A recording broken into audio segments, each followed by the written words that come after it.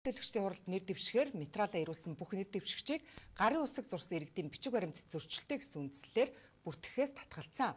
Эрхээ хамгаалахаар бие даагчдын эрхийг хамгаалах зөвлөл байгуулагдчихэ. Тэд нийслэлийн иргэдийн төлөөлөгчдийн хуралд нэр дэвшсэн 19 хүний сонгогдох эрхийг сэргээж өгөхийг шаардлаа. Мөн улсын хуралд бие даа нэр дэвших хүмүүсийн хувьд ч дээрхтэй адил нөхцөл байдал үүсч болзошгүй байгааг анхаарууллаа.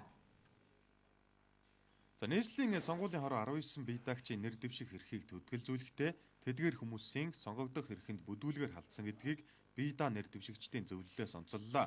Учир нь бие даагчдын зөвлүүлсэн гарын үсэг хуулинд тусгагдсан тооны хязгаараас олноор давсан байхад ганц нэг хүний алдаатай гарын үсгээр шалтгаглан нэр дэвшигчээр бүртгэхээс татгалзаж байгаа нь үүний нотлогоо гэлээ. Нэр дэвших боломжгүйд хүрээд байгаа 19 хүн дунджаар 12500 хүний гарын үсэг зөвлүүлсэн байгаа нь нийт 15 нам байгуулах хэмжээний болзол хангасан байна. Энэ нь бие даагчдын хувьд дэмжигч олонтой гэдгийг харуулж байгаа учраас сонгуулийн хороо намын захиалгаар шийдвэр гаргаж өгнө гэдгийг онцоллоо. Тиймээс дээрх 19 хүний нэр дэвших эрхийг сэргээж өгөхийг шаардаж байгаагаа дуулгалаа. 614-өөс 824 хүний гарын үсэг зураад өгөхөд түүн дотроос нэг л хүний гарын үсэг хүчинг байхад бүгдийн бүхлээр нь хүчинг болсон байна. Энэ бол их том хэлмэгдүүлэл юм аа. Маш том хэлмэгдүүлэл юм. Ялангуяа манай ахмад наснууд өндөр наснууд ч үү. Тэдний бичиг үсгийн чадвар тийм сайхан биш.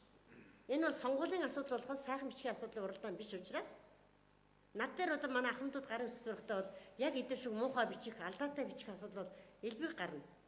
Тэгээ тэр сонгогчдын маань одоо тэр ахмадуудын маань төр сэтгэл рүү бас ингэж ус цасаж болохгүй шүү гэдгийг бас энэ өнөөдрийн хэвлэлийн бахуулаар хэлж байгаа юм. Түүхэнд байгаагүй 100 гаруй бие даан нэр дэвшигчид энэ удаа дэвшиж байна. Сүүлд бид төр урахын аманд 40-од бие даан нэр дэвшигч нар эвлэн мандуулах хүчний дор бид хамтран ажиллах харилцан ойлголтын санамж бичигт гарын үсэг зурсан. Бид бүгдээрээ бие даан нэр дэвшигчдийн эрх ашигыг хамгаалахаар цөмөөрөө ингэж эрс одоо шийдсэн байгаа. Бие даа нэр дэвшигчдийн зөвлөлөөс явуулсан судалгаагаар 1999-с 2012 оны 6 удаагийн улсын хурлын сонгуулиар 456 төрийн түвшээ сонгогдсоноос ердөөд 6 бие даагч сонгогдож байжээ. Энэ нь ямар нэгэн байдлаар бие даагчдын эрхэд халдаж ирсний илэрхийлэл гэж үзэж байна.